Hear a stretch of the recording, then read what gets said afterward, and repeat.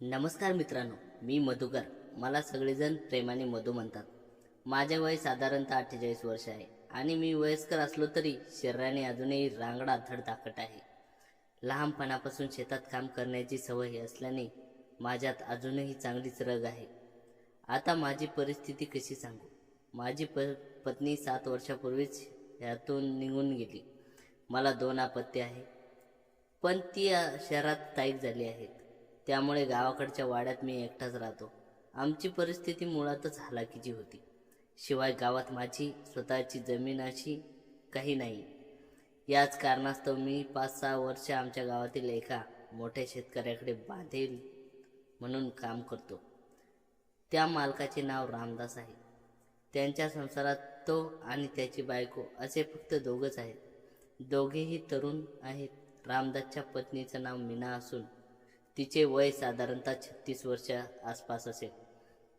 आता माझा जो मालक आहे तो राजकारणामध्ये असल्यामुळे तो बऱ्याच वेळा घराच्या बाहेर जायचा. त्याची शेतीवाडी भरपूर होती, पण त्याची एवढी शेती असली तरी त्याची बायको स्वतः शेतामध्ये जाऊन लक्ष घालायची. वेळ पडली तर शेतातील पण सगळी कामे करायची. आता ही मीना म्हणजे माझ्या मुलीच्याच वयाची.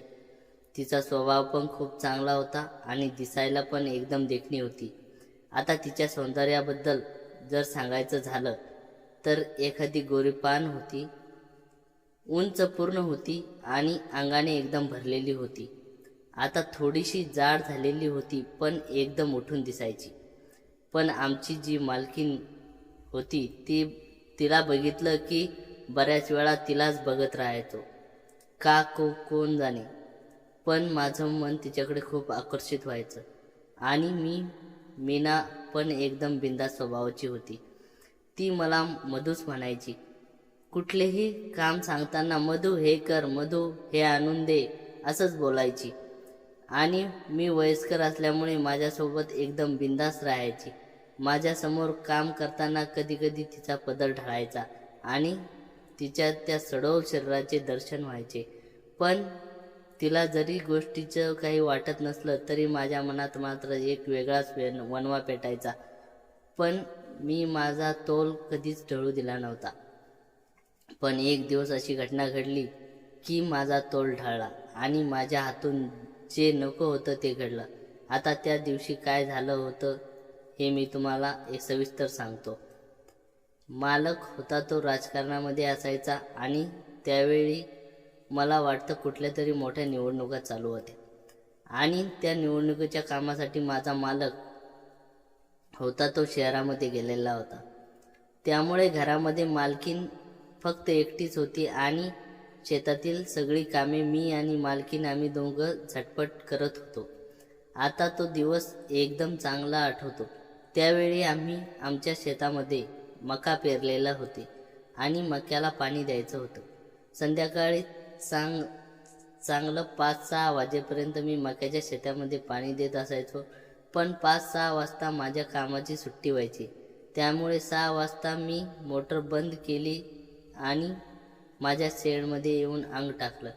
आता माझं शेड होतं ते मालकाच्या घराच्या बाजूला होतं आणि मी एकटा असल्यामुळे मी तिथे शेडवर राहत होतो आणि मला जेवण पण माझी मालकीण द्यायची. आता त्या दिवशी मी असा 6:30-6:30 वाजता निवांत माझ्या शेडमध्ये येऊन पडलेला होतो आणि दिवसभराच्या थकव्यामुळे मला कधी झोप लागली ते कळलंच नाही. आणि साधारणतः 8-8:30 वाजता असं जाणवलं की कोणीतरी शेडकडे आलंय. म्हणून मी दचकून उठून बसलो. त्यावेळी मला दिसलं की मालकीण जेवणाचा डबा घेऊन शेडमध्ये आलेली होती. त्यावेळी माझ्या अंगावरचे कपडे एकदम अस्तव्यस्त होते. माझं धोतर सुटलेलं होतं. तसं मी एकदम लाजलो आणि पटकन उठून माझं धोतर सावरलं. अंगावरचे कपडे थोडेसे व्यवस्थित केले. तसं मालकीणने मला विचारलं. ती म्हणाली, काय मधू, आज खूप गाढ झोप लागली होती वाटतं तुला? तसं मी म्हणालो, हो मालकीणबाई, आज खूपच कंटाळा आला होता, त्यामुळे मला झोप कधी लागली ते कळलंच नाही. आता मी जरासा सावरून बसलो आणि मालकीणबाई माझ्याकडे बघायला लागली आणि त्यामुळे माझ्या लक्षात आलं की तिची नजर शरीरावरून बिरबिरत होती. त्यानंतर मालकीनने डबा ठेवला आणि ती तिच्या घरी जायला निघाली. आणि जाताना तिने मला विचारलं, मधू, त्या आपल्या पेरलेल्या मक्याला थोडंसं पाणी द्यायचं राहिलंय. तू आता जेवण करून निवांत झोप. मी आता शेतामध्ये जाते आणि शेताला पाणी द्यायला सुरुवात करते. तुझी झोप झाली की तू शेतामध्ये ये, मग आपण दोघेजण मिळून पाणी देऊ. तसं मी ठीक आहे म्हणालो आणि त्यानंतर मालकीनबाई तिच्या घरी निघून गेली. मला खूप भूक लागलेली होती. पोटात कावळे ओरडायला लागले होते. त्यामुळे मी जेवणावर ताव मारला आणि मी पुन्हा तिथेच माझं अंग टाकून दिलं आणि मला एकदम गाढ झोप लागली. त्यानंतर अचानक मला जाग आला आणि त्यावेळी रात्रीचे 11 वाजले होते आणि माझ्या लक्षात आलं मालकीनबाई आता शेतामध्ये पाणी देण्यासाठी गेली असेल. तसं मी पटकन उठलो, तोंडावर पाणी मारलं आणि तशी माझी झोप थोडीशी कमी झाली. आणि त्यानंतर एका हातामध्ये काठी व दुसऱ्या हातामध्ये कंदील घेऊन शेताकडे निघालो. थंडीचे दिवस असल्यामुळे बाहेर चांगलाच गारवा पसरला होता. त्यामुळे मी आवर्जून माझी रग माझ्यासोबत घेतलेली होती आणि एका 5च मिनिटात मी मालकाचं मका पेरलेल्या शेताजवळ जाऊन पोहोचलो. आणि त्यावेळी बॅटरीचा उजेड दिसला, कारण तिथे मालकीन पाण्याचं दारं धरत होती. आता ज्यावेळी मी त्या शेतामध्ये गेलो, मला दिसलं की मालकीनबाई त्यांची साडी चांगली वरपर्यंत खुसलेली होती आणि चिखलामध्ये शिरून मक्याचं दारं मोडत होते. त्यावेळी तिचे भरगच्च जवान शरीर माझ्या डोळ्यासमोर आलं आणि मी डोळे फाडून मालकीनला बघत होतो. आता तिने दार चांगलंच बांधलं आणि ती तशीच माघारी फिरली आणि तिचा पदर सावरत ती त्या चिखलातून बाहेर आली. तशी अचानक तिची नजर माझ्याकडे गेली. मी अजून तिच्याकडे डोळे फाडूनच बघत होतो. ती आता माझ्याकडे बघतच त्या चिखलातून बाहेर आली आणि मला विचारायला लागली, मधू, झोप झाली का तुझी? तसं मी होकारार्थी मान हलवली. त्यानंतर ती बाजूला जाऊन बसली. मी पण तिच्या बाजूला तशीच रग घेऊन बसलेलो होतो. आता 5च मिनिटात मी तसा बसलो असेल तेवढ्यात लगेच दुसरं दारं भरलं. आता माझ्या अंगावरचं रग काढली आणि मी आत दारं मोडायला त्या पाण्यामध्ये उतरलो. त्यावेळी मी माझं धोतर चांगलं वरती खेचलं आणि चिखलामध्ये उतरलो आणि त्या मक्यातील दारे मोडायला लागलो. त्यावेळी माझं ते कणखर आणि धिप्पाड शरीर आणि खरं तर मालकीन माझ्या पाठीमागे असल्यामुळे मला लाज वाटायला लागली. पण त्यांच्याबरोबर ती माझ्याकडे बघते या भावनेने माझ्या अंगावर शहारा पण येत होता. माझं अंग मोहरून गेलं आणि मी अचानक तिच्याकडे बघितलं. त्यावेळी मला दिसलं की तिची नजर रोखून फक्त माझ्याकडेच बघत होती. तिची नजर माझ्या पेटलेल्या शरीरावर स्थिरावली होती. आता दार मोडून पुन्हा बांधावर मालकीनबाईच्या बाजूला जाऊन बसलो. वातावरणामध्ये गारवा चांगलाच पसरला होता. मी पुन्हा माझ्या अंगावर रग घेतली आणि मी बांधावर बसून आता सारं भरायची वाट बघायला लागलो. तेवढ्यात आत मालकीनबाई माझ्या एकदम जवळ सरकली आणि म्हणाली, मधू, आज थंडी वाढली रे. तसं मी म्हणालो, हो ना मालकीनबाई, आज खूपच गारवा आहे, म्हणून मी रग घेऊन आलोय. तसं मालकीनबाई माझ्याकडे बघत म्हणाली, अरे, थंडी तुलाच वाजते का? मी मगाशी 2 तासापासून या थंडीत आहे आणि तू एकटाच रग घेऊन बसलाय होय? तसं लाजतच मालकीनबाईला म्हणालो, मालकीनबाई, मग ही रग तुम्ही घ्या. तसं मालकीन थोडीशी गालातल्या गालात हसली आणि मला म्हणाली, मधू, म्हणजे आता माझ्यासाठी तू एकटा थंडीत कडकडत बसणार आहेस? तसं मला आता काय बोलावं तेच कळत नव्हतं. त्यानंतर मालकीनबाई माझ्याजवळ आली आणि एकदम चिटकून बसत ती म्हणाली, मधू, तुझ्या रगामध्ये मला घे ना. तसं माझ्या मालकीनबाईच्या बोलण्यावर विश्वासच बसेना आणि मी तिच्याकडे दचकून बघितलं. तसं ती मला म्हणाली, अरे, तुला ऐकायला येत नाही का? ती रग माझ्या अंगावर टाक. तसं मी काही न बोलता माझा उजवा हात उचलून मालकीन माझ्या रगेमध्ये घेतलं आणि त्यावेळी ती एकदम चिटकून बसलेली होती आणि तिचा तो उबदार स्पर्श मला जाणवायला लागला. आणि खरंच तिच्या त्या स्पर्शाने माझ्या अंगातली थंडी कुठल्या कुठे पळून गेली. पण माझ्या अंगात ती थंडी पळून गेली हे जरी खरं असलं तरी तिच्या स्पर्शाने मात्र खुश व्हायला लागलेलो होतो. एरवी मी तिला बघून खुश व्हायचो, पण ती आज माझ्या बोचऱ्या थंडीत मला एकदम चिकटून बसलेली होती. त्यामुळे त्या दिवशीचा जो अनुभव होता तो खूपच वेगळा होता आणि तिच्या स्पर्शाने माझ्या अंगाला क्षणातच कापरं भरलं. माझ्या त्या म्हाताऱ्या शरीरामध्ये अचानक एवढी उत्तेजना आली आणि उगीचच माझं अंग तिच्या अंगावर दाबायचा प्रयत्न करू लागलो. आम्ही दोघेजण आता एकमेकांना खेटून बसल्यामुळे एकमेकांच्या शरीराची ऊब एकमेकांना मिळत होती. त्यामुळे आम्हाला गार वाटत होतं. पण त्याचबरोबर आमच्या श्वास वाढलेले होते आणि ती माझ्या जवळ असल्यामुळे तिचे श्वास मला एकदम स्पष्ट जाणवायला लागले होते. तिचे श्वास कधी माझ्या गालावर पडायचे तर कधी माझ्या कानावर, आणि त्यामुळे माझी उत्तेजना शिगेला जाऊन पोचली होती. तरी मी कसा तरी स्वतःवर संयम ठेवला होता. पण हे कमी होतं की काय म्हणून माझ्या मालकिनीपुढे एक असं कृत्य केलं की माझा स्वतःवरचा ताबा सुटला. मी स्वतः माझ्या मालकिनीला चिटकून बसलेलो असताना मालकीने माझ्या खांद्यावर हात टाकला. तसं मी एकदम दचकलो आणि एकदम कावराबावरा झालो.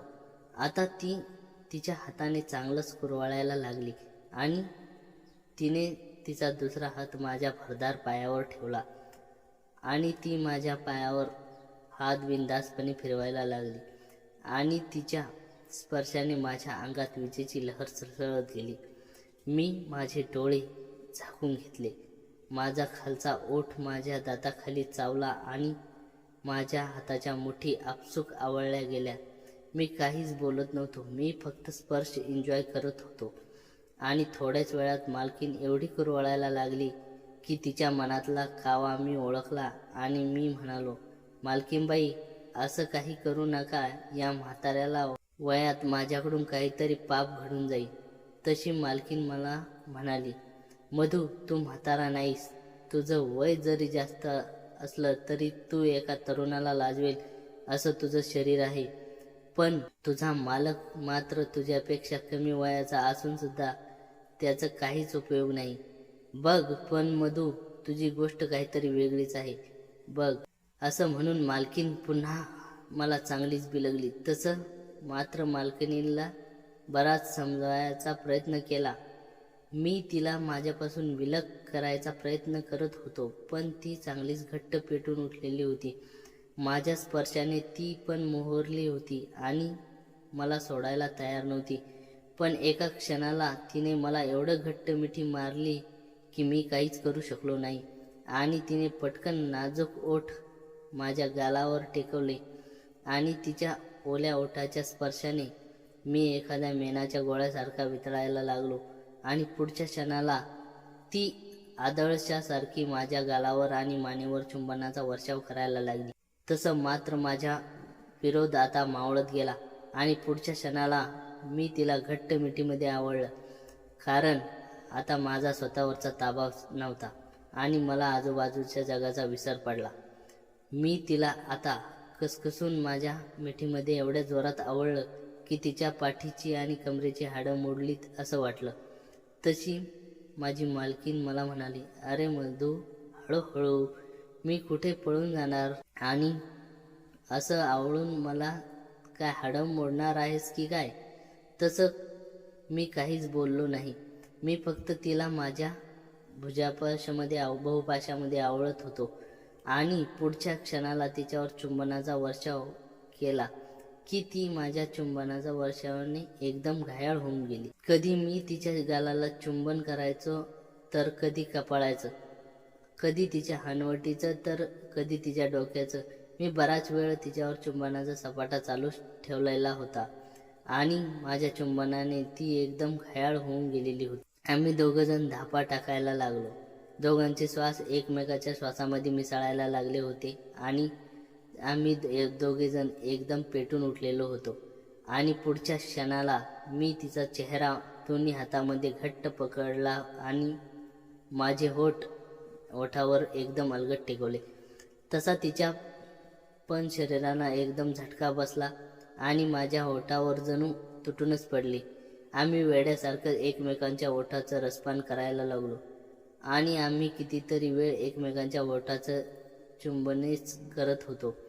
आता रगेतील उबदार स्पर्शाने आणि एकमेकाच्या चुंबनाने आम्ही दोघेजण एकदम उत्तेजित झालो होतो की आता एकमेकांना तृप्त केलं. आमचं रात्रभर असंच चालू राहिलं. नमस्कार मित्रांनो, पुढची गोष्ट अशी. पहाटे झोप उठल्यावर जाणवेल काहीतरी अयोग्य आहे. मनात विचार आला, आता मीना जागी झाली, मला नक्कीच शिवीगाळ करेल किंवा माझ्यावर रागवेल. पण असे काहीच घडले नाही. याउलट मीनाने जशी डोळे उघडून उठली तशी माझ्याकडे पाहिलं आणि गोड हास्य हसले. नंतर तिने माझ्या कपाळावर हलकेच ओठ टेकवले, आपले कपडे परिधान केले आणि आपल्या घराकडे निघून गेली. त्या दिवसापासून आमच्यात हे संबंध नियमितपणे घडू लागले. माझा मालक रामदास बहुतेक वेळा घरी नसल्याने आम्हाला संधी सहजासहजी मिळत असे. जेव्हा केव्हा मीनाला जवळीक हवीशी वाटायची तेव्हा ती मला आपल्या घरी बोलवायची किंवा स्वतः शेडवर यायची. अशा वेळी माझ्याकडून आपली इच्छा पूर्ण करून घ्यायची. या नात्याला मलाही स्त्री सुखाची ओळख झाली. या प्रकरणाला सुरुवात झाल्याला आता साधारणतः 1 वर्ष उलटून गेला आहे. मीना आणि माझ्यात अजूनही तेच घनिष्ठ नातं कायम आहे. आम्ही अजूनही एकमेकांना आनंद देतो, एकमेकावर प्रेम उधळतो, पण मनातल्या मनात कुठेतरी खंत मात्र निर्माण झाली आहे. कारण मीना ही माझ्या मुलीच्या वयाची आहे आणि तिच्याशी असलेले संबंध बरोबर आहेत का याचं गांभीर्य वाटू लागलं आहे. आता मला समजत आहे की नाही हे नेमकं काय करावं. तर मित्रांनो, आता तुम्हीच कमेंट सेक्शनमध्ये कमेंट करून सांगा की मी नेमकं काय केलं पाहिजे. आणि तुम्हाला जर आधीची कथा आवडली असेल तर व्हिडिओला लाईक करा. अशाच मजेशीर कथांचा आनंद घेण्यासाठी चॅनलला सबस्क्राईब करा. धन्यवाद.